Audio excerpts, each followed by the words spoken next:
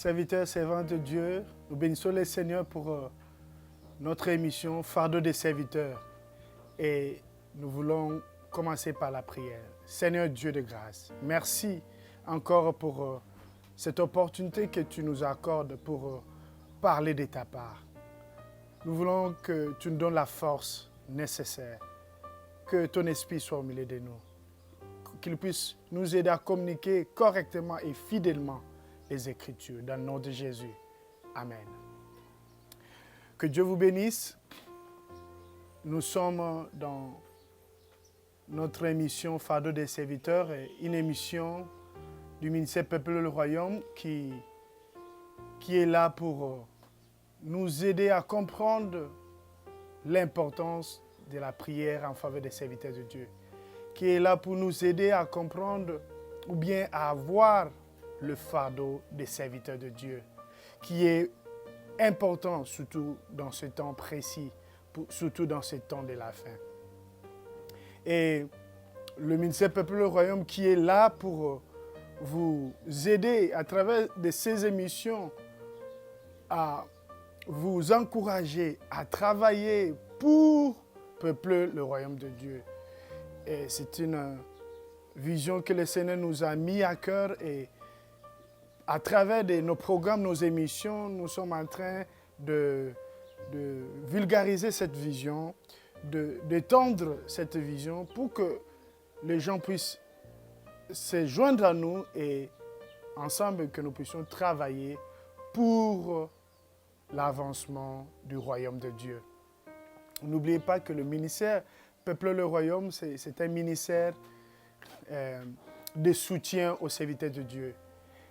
Un ministère qui est organisé à servir les serviteurs et servantes de Dieu partout dans le monde, mais en particulier les serviteurs et les servantes de Dieu de la République démocratique du Congo, pour que nous puissions travailler ensemble pour peupler le royaume de Dieu.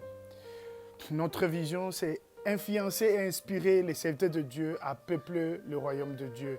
Et notre mission, comme nous aimons à le rappeler, c'est de soutenir, c'est d'enseigner et d'accompagner les serviteurs de Dieu pour l'accomplissement de l'œuvre de Dieu, selon la volonté de Dieu.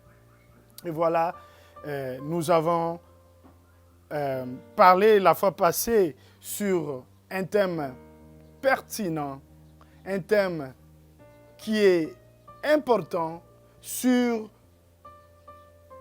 cette révélation, cette prophétie que le Fils de Dieu a donnée à l'apôtre Jean pour ce temps de la fin.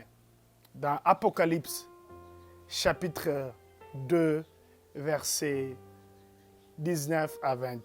J'aimerais rapidement le lire avec vous pour que nous puissions continuer avec ce même thème que nous avons parlé précédemment. Apocalypse 2, 19. Je connais tes œuvres, je connais ton amour, je connais ta foi, je connais ton fidèle service, je connais ta constance et tes dernières œuvres plus nombreuses que les premières. Mais ce que je contre toi, ce que tu laisses cette femme, Jézabel, qui se dit prophétesse, séduire et enseigner mes serviteurs pour qu'ils se livrent à l'impudicité et qu'ils mangent de viande sacrifiée aux idoles. Voilà ce que nous allons encore parler, nous allons encore insister sur notre thème. Mais ce que je contre toi, c'est une interpellation qui était pour moi personnellement. C'est à travers de cette interpellation que le Seigneur nous a convaincus de cette vision qui est peupler le royaume. Et aujourd'hui, le Seigneur veut t'interpeller, toi qui me suis. Mais ce que je contre toi, ce que tu laisses, Jézabel, qui se dit prophétesse, enseigner les serviteurs de Dieu, séduire les serviteurs de Dieu. Et pour rappel, nous avons dit que la séduction du diable, la séduction de Jézabel est réelle. La séduction de Jézabel est à l'œuvre, surtout dans ce dernier temps. En fait, cette prophétie que Dieu a donnée à Jean, ce sont des paroles qui devaient s'accomplir. Donc, pour dire que l'esprit de Jézabel est en œuvre, que personne ne te trompe. Ne soyez pas distraits. Jézabel est en train de travailler, est en train d'œuvrer pour le seul but d'enseigner les serviteurs de Dieu dans des enseignements erronés, dans de fausses doctrines. Jézabel est en œuvre, elle travaille pour séduire les serviteurs de Dieu. Mais nous avons dit quelque chose de pertinent, et que la séduction du diable ne peut être vaincue que par la prière et par la vérité de la parole de Dieu. Et nous avons compris que l'une des stratégies, c'est là que je veux m'attarder aujourd'hui, je veux marteler là-dessus aujourd'hui. L'une des stratégies du diable dans ce temps de la fin, c'est le diable a compris, l'ennemi a compris qu'il devait utiliser cette stratégie d'enseigner les serviteurs de Dieu dans des hérésies, dans de faux enseignements, des enseignements erronés, des demi-vérités, des fausses doctrines.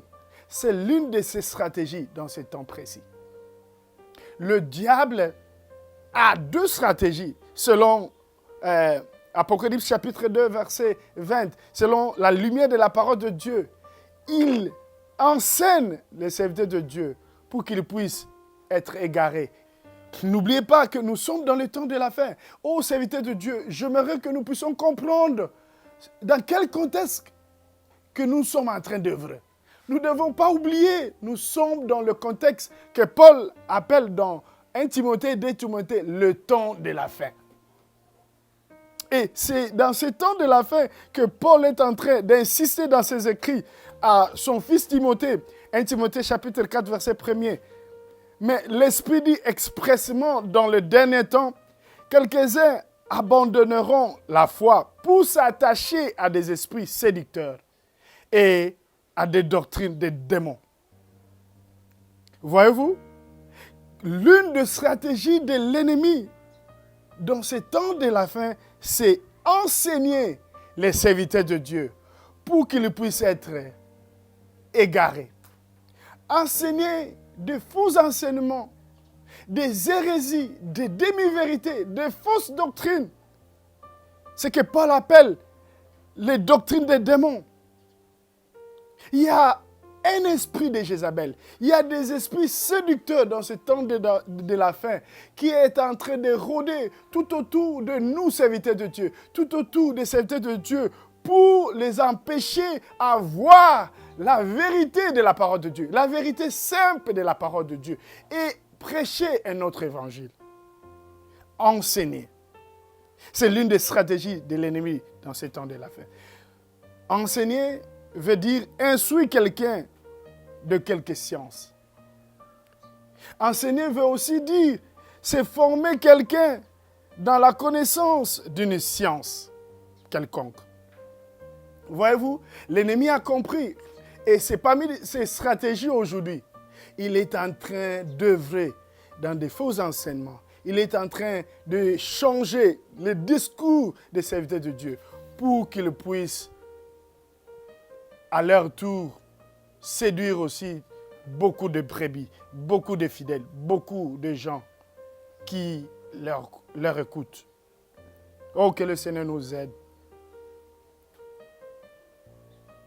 J'ai appris une pensée de mon père qui était aussi un homme de Dieu, le feu Justin Abamkumbu. Lui, il disait ceci: votre foi et votre conviction forgent votre comportement. Votre foi et votre conviction forgent votre comportement. Ce que j'ai compris, c'est que notre comportement découle de ce que nous croyons, de notre foi. Notre comportement découle de notre conviction. Et c'est là, nos convictions déterminent nos comportements. Souvent, les convictions des gens, les convictions des hommes et des femmes de Dieu déterminent leur comportement. Et ces convictions proviennent des connaissances acquises, proviennent de ce qu'ils croient être vrai. Ainsi, pour faire face aux enseignements erronés de Jézabel, de cet esprit Jézabel, nous sommes appelés à enseigner les serviteurs de Dieu à la vérité simple de la parole de Dieu. Nous sommes appelés à prêcher l'évangile de la croix. Nous sommes appelés à mettre en place des cadres appropriés pour instruire et former les serviteurs de Dieu selon le cœur de Dieu.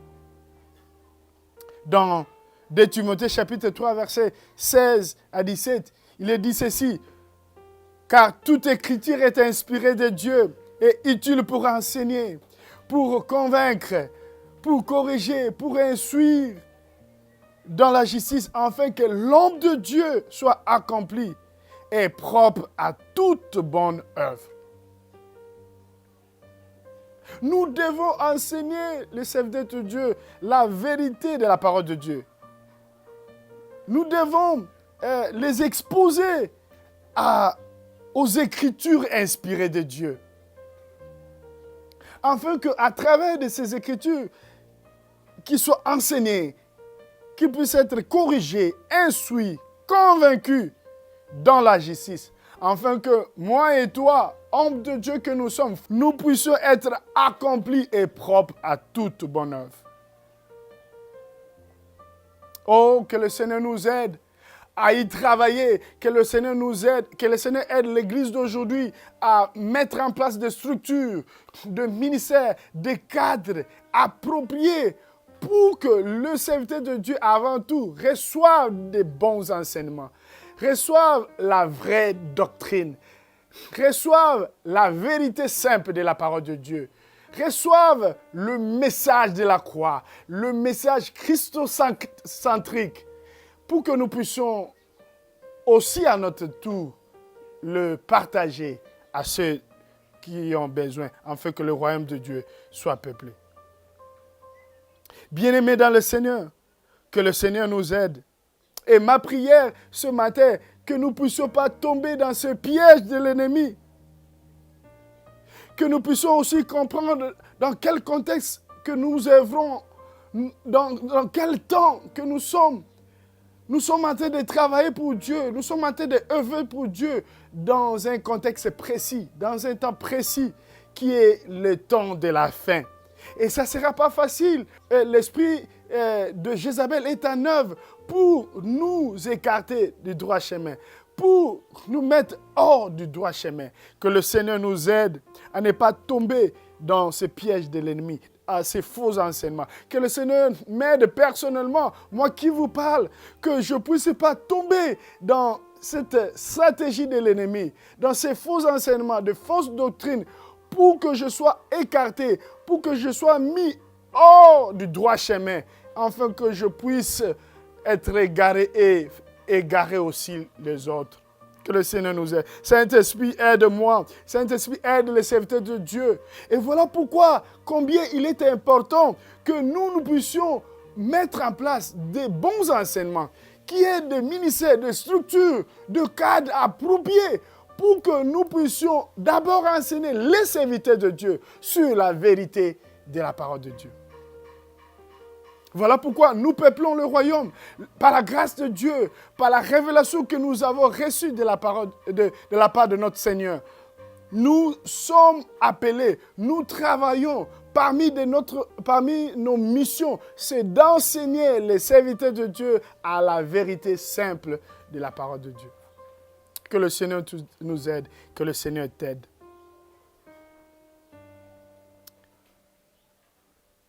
Mais ce que je compte de toi, c'est que tu laisses enseigner les serviteurs de Dieu, afin qu'ils puissent s'écarter du droit chemin. Mais ce que je compte de toi, cette interpellation est pour vous et pour moi.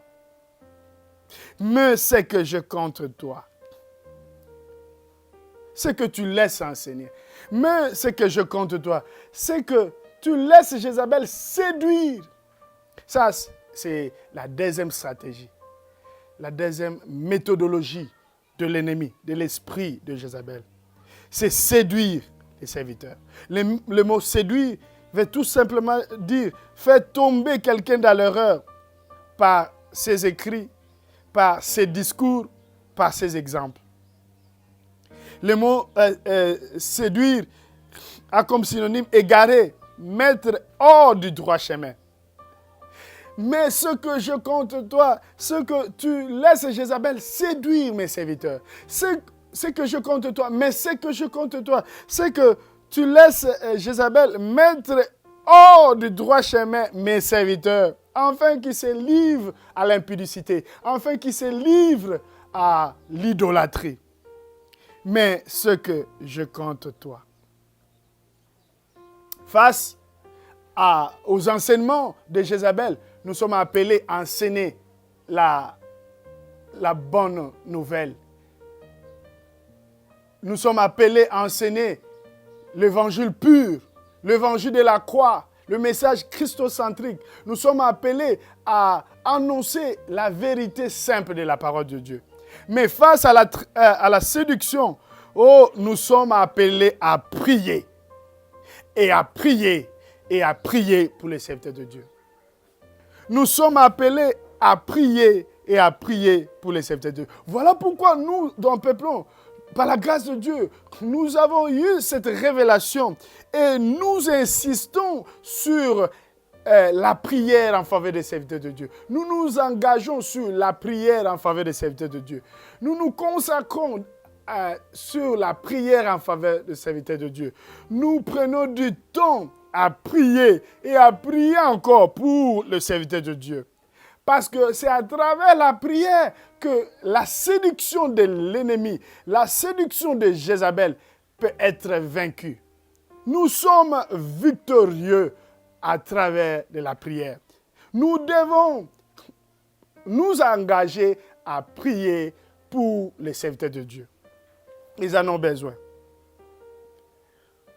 Dans Matthieu chapitre 26, verset 41, la Bible dit ceci: « Veillez et priez afin de ne pas tomber dans la tentation. » Veillez et priez afin de ne pas tomber dans la tentation. Pour ne pas tomber dans la séduction de l'ennemi. Pour ne pas tomber dans la séduction de l'Antichrist. Pour ne pas tomber dans la séduction de Jézabel. Nous sommes appelés à prier. Et à prier davantage. Et j'aimerais souligner, les prières que nous faisons pour les serviteurs de Dieu doivent être des prières stratégiques, doivent être des prières permanentes. Ce n'est pas une fois, 2 fois, mais nous devons continuer à prier pour les serviteurs de Dieu, pour qu'ils ne puissent pas tomber dans la tentation, pour qu'ils ne puissent pas tomber dans le piège de l'ennemi, pour qu'ils ne puissent pas tomber dans la séduction de Jézabel.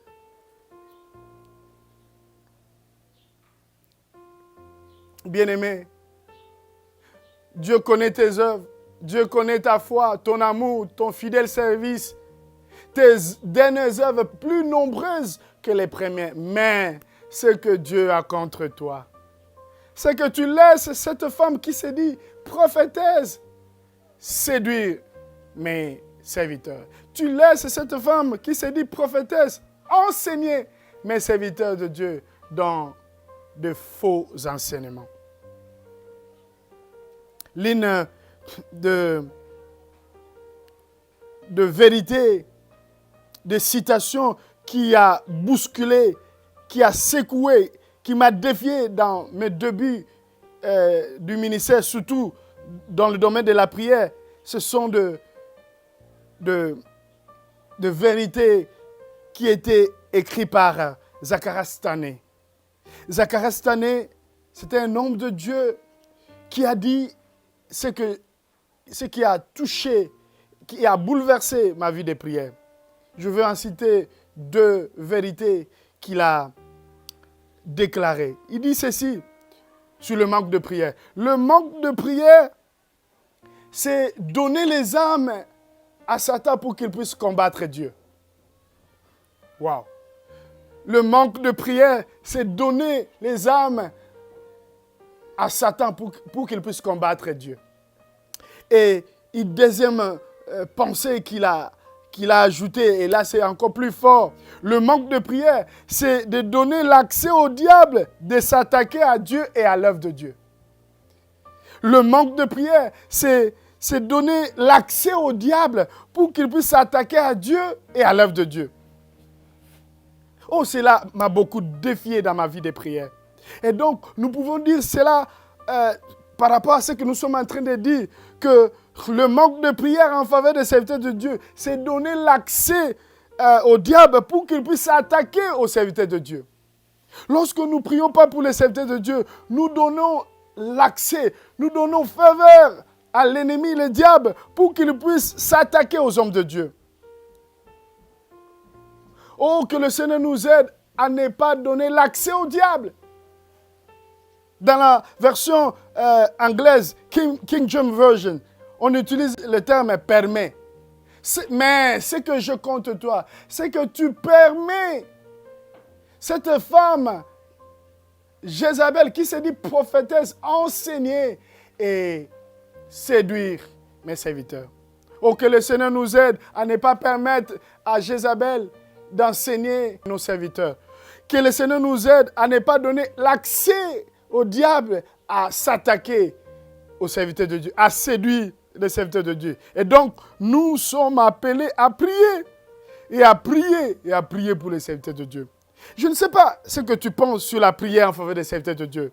Je ne sais pas si vous croyez à l'intercession en faveur des serviteurs de Dieu. Mais moi, j'y crois.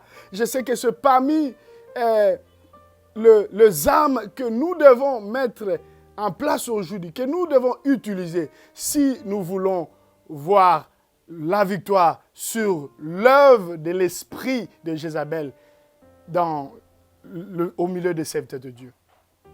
Mais ce que je compte toi, ce que tu laisses Jézabel enseigner et séduire mes serviteurs. Ô bien-aimés dans le Seigneur, peuple le royaume vous encourage à ne pas négliger la prière en faveur des serviteurs de Dieu. Ô serviteurs et servantes de Dieu, toi qui me suis, il ne faut pas oublier cela. Dans l'Ancien Testament, ils ont soutenu cette conception de la prière en faveur des serviteurs de Dieu. L'apôtre Paul l'a soutenu aussi. Et Jésus-Christ l'a soutenu. Mais il y a d'autres serviteurs de Dieu qui n'y croient même pas. Il y a d'autres serviteurs de Dieu qui n'aiment même pas qu'on prie pour eux. Qui croient qu'ils sont comme des super hommes de Dieu. Ils ont besoin de prier des personnes. Oh, bien-aimés, vous vous trompez. Vous avez besoin de prière des autres. J'aimerais terminer par une parole qui a été dite par un responsable des églises que j'ai côtoyé au début de mon ministère lorsque je devais partager ma vision. Et cet homme de Dieu, le Seigneur m'a mis à cœur à le partager la vision peuple le royaume. Et après avoir partagé la vision peuple le royaume, j'ai été interpellé par le Saint-Esprit pour lui dire, serviteur de Dieu, aimeriez-vous que nous puissions prier pour vous? Il était un peu étonné. Priez pour moi? Et après, il me dirait quelque chose qui m'a choqué. Jusqu'à présent, cela me revient encore. Il me dit ceci. Moi, je n'ai pas besoin de vos prières. Mais je veux vous envoyer vers quelqu'un qui a besoin de vos prières. Il me cita le nom d'un serviteur de Dieu qui était malade, afin que nous puissions prier pour lui. Waouh! Cela m'a beaucoup bouleversé. Cela m'a beaucoup choqué. Un serviteur de Dieu qui ne comprend pas l'importance qu'on prie pour lui. Oh, j'aimerais terminer et interpeller les serviteurs de Dieu que nous sommes. Serviteurs, servantes de Dieu, ministres de Dieu. Qui t'a dit que tu n'as pas besoin de prier des autres? Qui t'a menti que tu n'as pas besoin de prier des autres? Je m'ai encore adressé aux jeunes serviteurs de Dieu que moi j'appelle les jeunes vocations. Nous avons tous besoin de la prière. Nous avons tous besoin de prier des autres. Voilà pourquoi dans Psaume chapitre 65, on nous dit, « Oh, toi qui écoutes les prières, tout le monde vient donc vers toi. » Que Dieu vous bénisse à vous consacrer à la prière et aimer qu'on puisse vous soutenir dans la prière. Mais ce que je compte toi, c'est que tu laisses Jézabel enseigner et séduire mes serviteurs. Que Dieu vous bénisse. J'aimerais prier pour terminer. Seigneur Dieu, bénis ton peuple. Bénis tes serviteurs. Laisse que cette parole puisse prendre de place dans leur vie. Donne-nous le fardeau des serviteurs. Aide-nous à nous lever afin que nous puissions combattre, neutraliser l'œuvre de Jézabel dans nos vies, dans la vie des serviteurs de Dieu. À travers des bons enseignements, à travers la prière, pour contrecarrer les enseignements de l'ennemi et contrecarrer les séductions de l'ennemi. Dans le nom de Jésus. Amen. Que Dieu vous bénisse et à la prochaine.